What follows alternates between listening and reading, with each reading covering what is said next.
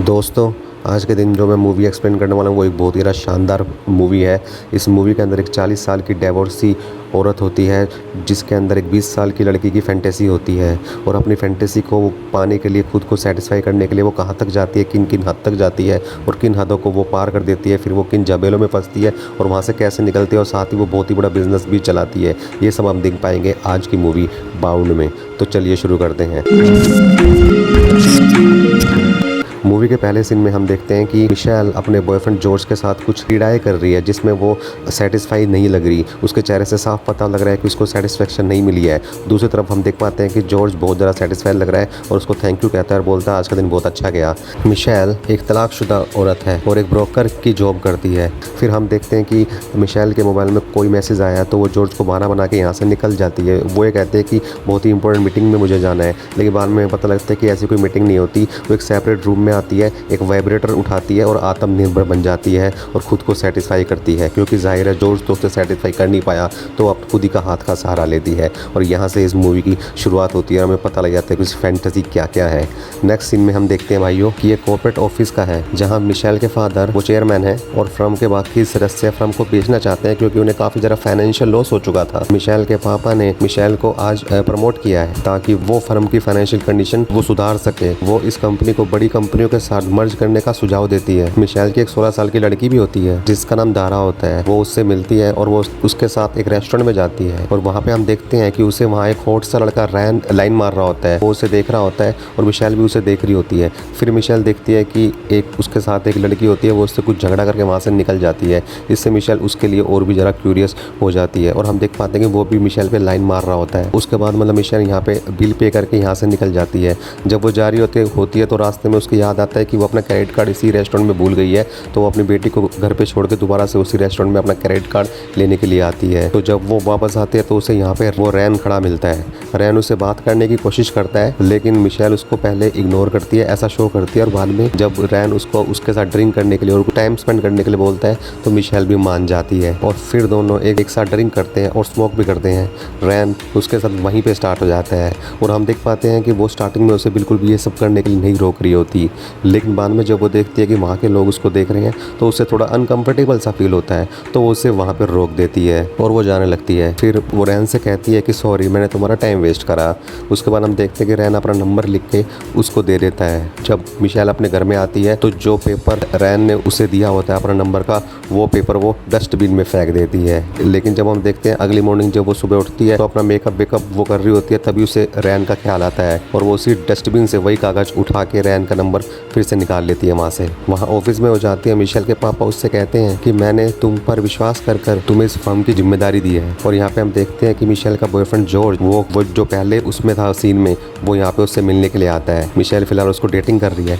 George उसके लिए gift में एक ईयरिंग्स लेके आता है और जॉर्ज मिशेल को यहाँ पे शादी के लिए भी प्रपोज करता है, लेकिन मिशेल उसका ये प्रपोजल एक्सेप्ट नहीं करती और रीज़न बताती है कि उसे उसके साथ वो स्पार्क फील नहीं होता, यानी कि सीधी सीधी बात है वो उसे सेटिस्फाई नहीं कर पाता बेड पर और वो रिलेशनशिप में पैशन भी नहीं है, वो ऐसा बोलती है और वो उससे प्यार नहीं करती। ये सुनकर जॉर्ज को काफ़ी अपसेट लगता है, काफ़ी बुरा लगता है और वो उससे कहता है कि मैं तुम्हें सोचने के लिए टाइम देता हूँ, मैं हमेशा यहाँ हूँ तुम्हारे लिए। यहाँ पे अगली बार हम देखते हैं कि जब मिशेल ऑफिस में जाती है तो वो रैन का वो लिखा हुआ नंबर वाला कागज़ निकालती है और वो उसे फ़ोन करने का डिसाइड करती है और फिर वो दोनों मिलते भी हैं। और जब वो मिलते हैं तो फिर हम यहाँ देखते हैं कि यहाँ पे जब वो आते हैं फ़ोटोशूट वो चल रहा होता है, वहाँ पे एक और वो लड़का होता है और वो मिशेल को पहले से जानता है, दोनों हाई हेलो भी करते हैं। और फिर वो रैन के पास जाती है। रैन मिशेल से उसकी फैंटेसीज के बारे में पूछता है। मिशेल पहले तो यहाँ पे हम देखते हैं थोड़ा सा मतलब घबराती है, थोड़ा सा रुकती है, लेकिन बाद में वो चालू हो जाती है। वो उसे बिल्कुल डिटेल में अपनी फैंटेसीज बनाने लग जाती है। फिर वो उसे अपने ऑफिस ले आती है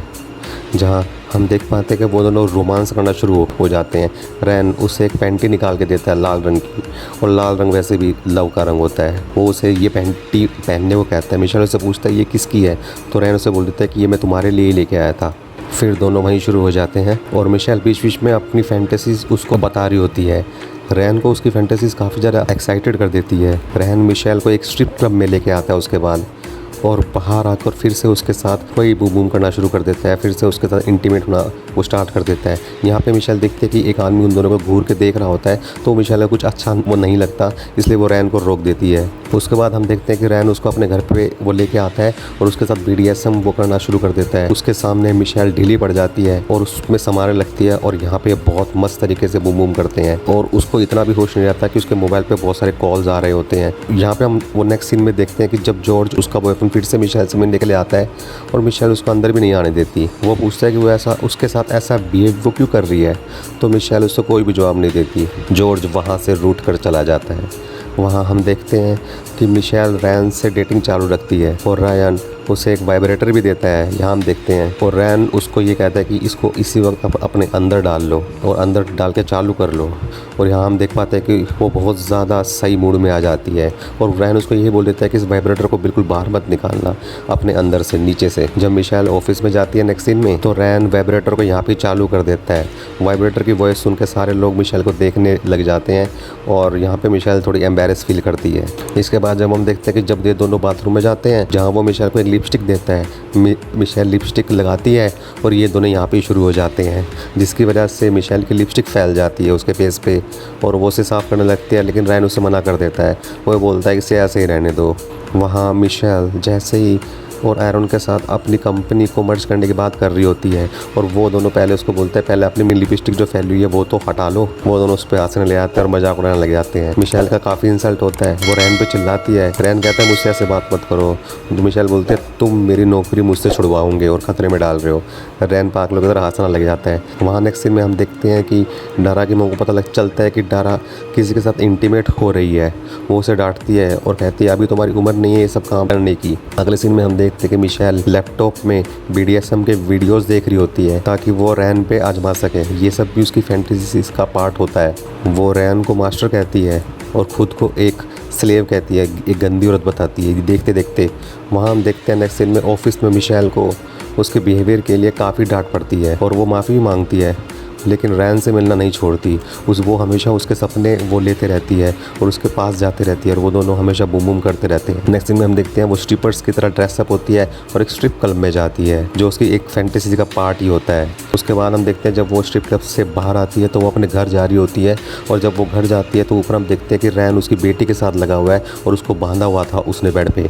ये देख के मिशेल बहुत ही ज़्यादा गुस्से हो जाती है और वो रैन को उल्टा सीधा बोलती है और उसको मारती भी है और उसको यहाँ से दफ़ा होने के लिए मतलब बोल देती है और उससे बहुत ज़्यादा गुस्सा हो जाती है। बाद में हम देखते हैं रैन का मैसेज मिशेल के मोबाइल में आया होता है जिसमें वो बताता है कि वो उसकी बेटी का टच उसका फील मतलब अपने फिंगर्स पर महसूस कर रहा है। ये सब देख के जब बहुत गुस्सा आती है वो रैन के घर पे जाकर उसको मारने लग जाती है। स्टार्टिंग में तो हम देखते हैं कि रैन उसको मुक्के मारता है और उस पर भारी पड़ता है, लेकिन जब वो उसकी बेटी के बारे में उल्टा बोलना शुरू करता है तो एकदम से मिशेल उसके प्राइवेट पार्ट के बीच में एक लात मार देती है और उसका कैमरा उसी के सर पे फोड़ देती है जिससे वो बेहोश हो जाता है। इसके बाद हम वो देखते हैं वो उसे घसीट करके उसी जगह पे उसके BDSM वाली जगह पे उसी तरह से उसको बांध देती है। यहाँ पे वो ये कहती है कि मैं तुमको अरेस्ट करवा सकती हूँ अपनी बेटी के साथ ज़बरदस्ती करने के जुल्म में, लेकिन उससे पहले मैं तुम्हारे साथ कुछ और तुमको सबक सिखाना चाहती हूँ।